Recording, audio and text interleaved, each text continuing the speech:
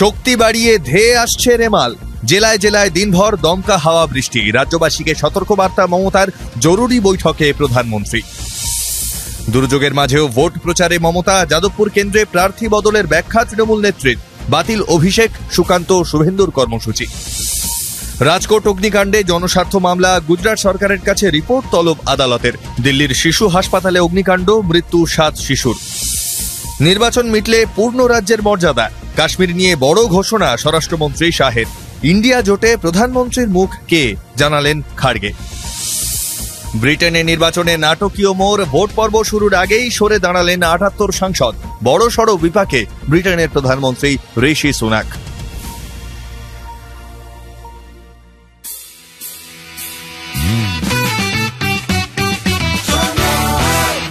আপনি শুনছেন সংবাদ প্রতিদিন শোনো। নমস্কার, আসছি বিস্তারিত খবরে। শক্তি বাড়িয়ে শক্তিশালী ঘূর্ণিঝড়ে পরিণত রেমাল। শেষ পাওয়া খবর অনুযায়ী সাগরদ্বীপের আরও কাছে রেমাল, যা রবিবার রাতেই স্থলভাগে আছড়ে পড়তে পারে। আবহাওয়া দপ্তরের আশঙ্কা, এই সময় ঝড়ের গতিবেগ থাকবে 110 থেকে 120 কিলোমিটার। এদিন সকাল থেকে জেলায় জেলায় ঝড় বৃষ্টি শুরু হয়েছে। সোমবার দিনভর একই রকম থাকবে আবহাওয়া। জানা যাচ্ছে এই দুদিন উত্তর ও দক্ষিণ 24 পরগনা জেলায় 200 মিলিমিটারের বেশি বৃষ্টিপাত হবে। কলকাতা, পূর্ব মেদিনীপুর, হাওড়া, হুগলি জেলায় অতি ভারী বৃষ্টির সম্ভাবনা রয়েছে। সোমবার বিকেলের পর আবহাওয়ার পরিবর্তন হতে পারে। ঝড় বৃষ্টির পরিমাণ কমে মঙ্গলবার থেকে আবহাওয়ার উন্নতির সম্ভাবনা দেখছে হাওয়া অফিস। তবে ঝড় নিয়ে অযথা উদ্বিগ্ন না হওয়ার বার্তা দিলেন মমতা বন্দ্যোপাধ্যায়। ঘূর্ণিঝড় আছড়ে পড়ার আগে একাধিক সতর্কতাও দিয়েছেন তিনি। রেমাল নিয়ে জরুরি বৈঠকে প্রধানমন্ত্রী মোদিও। এদিকে রেমাল আতঙ্কে আগেভাগেই ট্রেন ও ফেরি পরিষেবা বন্ধের সিদ্ধান্ত নেওয়া হয়েছিল। আংশিক বন্ধ করা হয় মেট্রো পরিষেবাও।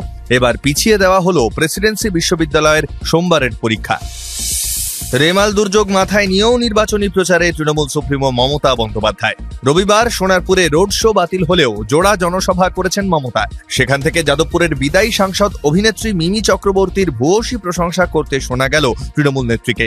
একই সঙ্গে এই কেন্দ্রে প্রার্থী বদলের ব্যাখ্যাও দিলেন। তার কথায়, এখানে খুব শক্ত কাউকে দরকার। ঝগড়া করতে হবে, মানুষের দাবি আদায় করে নিতে হবে।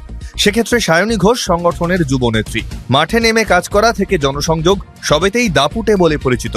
তাই যাদবপুর এলাকার ভূমিকন্যাকেই তার লড়াইয়ের ক্ষেত্র হিসেবে ঠিক করে দিয়েছেন দলনেত্রী। এদিকে রেমাল ভয়ে বাতিল অভিষেক, সুকান্ত, শুভেন্দুর কর্মসূচি। এদিন ডায়মন্ড হারবার লোকসভা কেন্দ্রের অন্তর্গত মেটিয়াবুরুজে রোড শো ছিল অভিষেক বন্দ্যোপাধ্যায়ের, তা বাতিল করা হয়েছে। মথুরাপুরে জনসভা ছিল রাজ্যের বিরোধী দলনেতা শুভেন্দু অধিকারী এবং সন্দেশখালী সভা করার কথা ছিল সুকান্ত মজুমদারের। 2 বিজেপি নেতার সভাই বাতিল করা হয়েছে। গুজরাটের রাজকোটে গেমিং জোনে বিধ্বংসী অগ্নিকাণ্ডের জেরে শোরগোল। এখনো অবধি 32 জনের মৃত্যুর খবর মিলেছে। এই নিয়ে গুজরাট হাইকোর্টে দায়ের হওয়া জনস্বার্থ মামলায় গভীর উদ্বেগ প্রকাশ করেছেন বিচারপতিরা। প্রাথমিকভাবে রাজ্য সরকার এবং পৌর নিগমের কাছে দুর্ঘটনার রিপোর্ট তলব করেছে আদালত। ঘটনাকে মানুষের তৈরি বিপর্যয় বলেও ভর্ৎসনা আদালতের। আগামীকাল 27শে মে এই মামলার পরবর্তী জরুরি শুনানি হবে।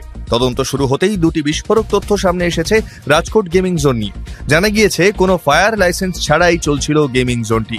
পাশাপাশি এই জোনের এক্সিট গেটের সংখ্যাও ছিল মাত্র একটি। সব মিলিয়ে ভোটের মাঝে এই ঘটনা চাঞ্চল্য ছড়িয়েছে। অন্যদিকে দিল্লির হাসপাতালে শিশু মৃত্যু নিয়েও উত্তাল রাজধানী। শনিবার রাতে ওই হাসপাতালে আগুন লাগে, মৃত্যু হয় 7 শিশুর। ঘটনার তদন্তে যেন কেঁচো খুঁড়তে কেউটে বের হচ্ছে। জানা গিয়েছে, হাসপাতালের মালিক ডক্টর নবীন খিচিরের বিরুদ্ধে অতীতেও অপরাধমূলক অবহেলার অভিযোগ রয়েছে। এমনকি এই হাসপাতালের রেজিস্ট্রেশন অবধি ছিল না বলেই অভিযোগ। আগামীতে এই ঘটনার জল অনেক দূর এগোবে বলেই মনে করছে ওয়াকিবহাল মহল। ভোটের মাঝেই কাশ্মীর নীতি স্পষ্ট করল নরেন্দ্র মোদী সরকার। কেন্দ্রীয় স্বরাষ্ট্রমন্ত্রী অমিত শাহ জানিয়ে দিলেন, সুপ্রিম কোর্টের বেঁধে দেওয়া সময়সীমার মধ্যেই কাশ্মীরের নির্বাচনের পরেই ফেরানো হবে পূর্ণ রাজ্যের মর্যাদা।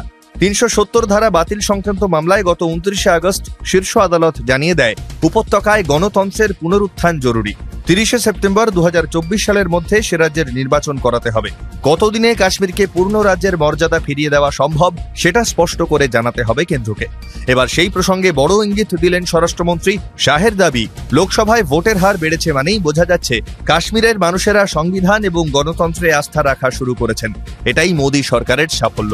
এদিকে ইন্ডিয়া জোট জিতলে কে হবেন প্রধানমন্ত্রী, সেই জবাব দিলেন কংগ্রেসের জাতীয় সভাপতি মল্লিকার্জুন খাড়গে। তার কথায়, আমরা যদি সরকার গড়ি তাহলে সব নেতারা মিলে সিদ্ধান্ত নেওয়া হবে কে প্রধানমন্ত্রী হবেন। তবে শেষ অবধি কি হয়, নির্বাচনের ফল ঘোষণার পরই জানা যাবে। বিপাকে ব্রিটেনের প্রধানমন্ত্রী ঋষি সুনাক সে দেশে ভোট পর্ব শুরুর আগেই সরে দাঁড়ালেন তার দলের ৭৮ সাংসদ। পদত্যাগীদের মধ্যে রয়েছেন ক্যাবিনেট মন্ত্রীরাও। একের পর এক জনপ্রতিনিধি জানিয়ে দিয়েছেন আসন্ন নির্বাচনে তারা প্রতিদ্বন্দ্বিতা করতে রাজি নন। ব্রিটিশ প্রথা অনুযায়ী ২০২৫ সালের জানুয়ারি মাসের মধ্যে সাধারণ নির্বাচন সেরে ফেলতে হবে, কিন্তু ঋষির কনজারভেটিভ পার্টির মধ্যেই দাবি উঠেছিল নির্বাচন পিছিয়ে দেওয়া হোক, কারণ গত কয়েক মাসে কনজারভেটিভ পার্টির প্রতি ব্রিটেনের আমজনতার আস্থা প্রায় তলানিতে এসে ঠেকেছে। কিন্তু দলের মতকে কার্যত উড়িয়ে দিয়ে দ্রুত নির্বাচনের ঘোষণা করেন সুনাক।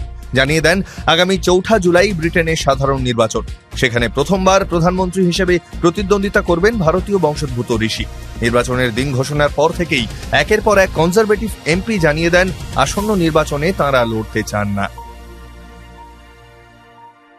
শুনতে থাকুন সংবাদ প্রতিদিন শোনো।